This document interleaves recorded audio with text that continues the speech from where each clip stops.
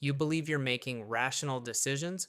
Most of the time, you're not because you're careless, but because your brain runs on a set of predictable shortcuts that consistently distort how you see evidence, value, and risk. These shortcuts are called cognitive biases, and they've been tested, measured, and replicated across decades of behavioral research. Today, we're covering 5 of the most well-documented ones, what they actually are, the real experiment that proved each one exists, and exactly how to counter each one in practice. What it is: the tendency to search for, interpret, and remember information in a way that confirms what you already believe, while overlooking or dismissing information that contradicts it. Why it happens. In 1960, psychologist Peter Wason ran an experiment now known as the 2-4-6 task. Participants were given the number sequence 2, 4, 6, and told it followed a hidden rule. They could propose new sequences to test their theory, and researchers would say whether each sequence fit the rule. Most participants quickly guessed a rule, often increasing by 2, and then proceeded to test only sequences that confirmed that guess, like 8, 10, 12, rather than sequences designed to challenge it. Very few participants tried sequences that could have disproven their theory, such as 1, 2, 3. The actual rule was simply any ascending numbers, far broader than most guesses, but participants' pattern of only seeking confirming evidence prevented most of them from discovering this. How to beat it. Deliberately search for disconfirming evidence, not just supporting evidence before finalizing a belief or decision. Ask directly, what evidence would prove me wrong here, and have I actually looked for it? This single habit, actively hunting for the sequence that could break your rule rather than only the ones that confirm it, directly counters the exact mechanism Wason's experiment identified. What it is: the tendency to continue investing time, money, or effort into something specifically because of what you've already invested, rather than based on its actual future value. Why it happens. Researchers Hal Arks and Catherine Bloomer demonstrated this clearly in a 1985 study. In one experiment, participants who had already spent money on a partially used, non-refundable ski trip package were significantly more likely to go on an objectively worse ski trip they didn't actually want, simply because money had already been sunk into it, compared to participants presented with the same choice who hadn't made a prior investment. The already spent money, which should have been logically irrelevant to a decision about the future, measurably influenced the decision anyway. How to beat it. Evaluate every ongoing decision using only future costs and future benefits, deliberately excluding what's already been spent, because it cannot be recovered regardless of what you choose next.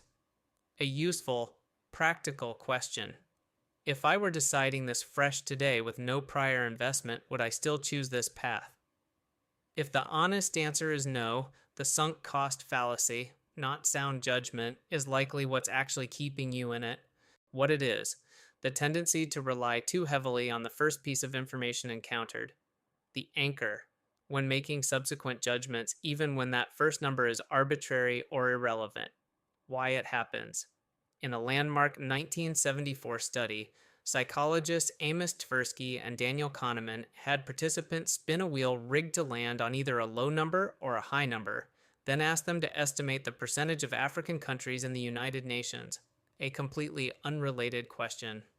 Participants who spun the high number gave significantly higher percentage estimates than participants who spun the low number, despite the spin having no logical connection to the actual answer.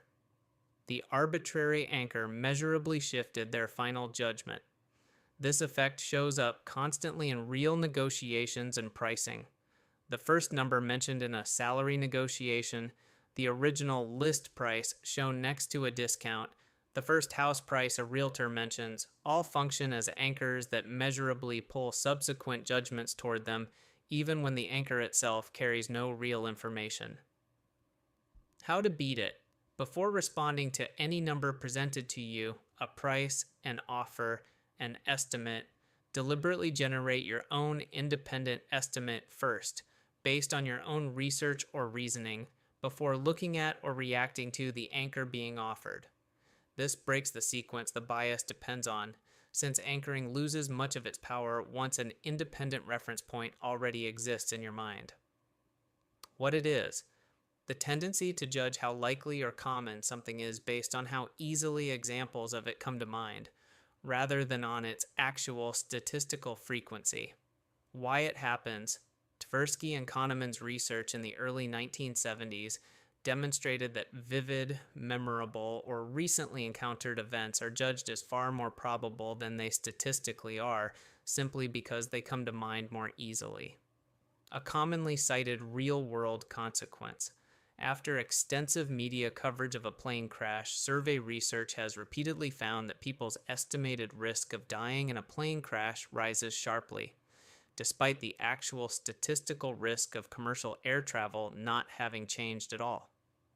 The vividness and recency of the coverage, not the underlying probability, drove the shift in perceived risk. How to beat it: when estimating how likely or common something is, deliberately separate how easily can I recall an example from how frequently does this actually happen, and seek out actual base rate data, real statistics, rather than relying on memorable anecdotes or recent headlines. A useful check: am I estimating this risk based on data or based on how vivid the last example I heard about was? What it is: the tendency to feel the pain of losing something roughly twice as strongly as the pleasure of gaining something of equal value. Why it happens: this is a central finding of Kahneman and Tversky's prospect theory, developed through a series of experiments in the late 1970s, for which Kahneman was later awarded the Nobel Prize in Economics. Their research found that on average, people required a potential gain to be roughly twice the size of a potential loss before they consider a bet worth taking. Meaning a genuinely fair 50-50 coin flip, where you could win $100 or lose $100, is typically experienced as unappealing, because the psychological weight of the potential loss outweighs the equally sized potential gain. This asymmetry shapes far more than gambling decisions. It explains why people often stay in unsatisfying jobs, relationships, or routines longer than makes objective sense. The anticipated pain of the loss involved in leaving looms larger in the mind than the equally real potential gain of the better alternative. How to beat it: when facing a decision framed around potential loss, deliberately reframe it in terms of what you stand to gain by acting, not only what you stand to lose by changing. Since the research shows losses are felt roughly twice as intensely as equivalent gains, consciously doubling your mental weighting of the potential upside when evaluating a change can help counteract the natural asymmetry your brain applies by default. Let's bring all 5 together. Confirmation bias makes you seek out evidence that agrees with you while overlooking the sequence that could prove you wrong, countered by deliberately hunting for disconfirming evidence. The sunk cost fallacy keeps you invested in a path because of what you've already spent, not what it's actually worth going forward, countered by evaluating only future costs and benefits. Anchoring bias lets an arbitrary first number quietly shape your later judgment, countered by forming your own independent estimate before seeing anyone else's number.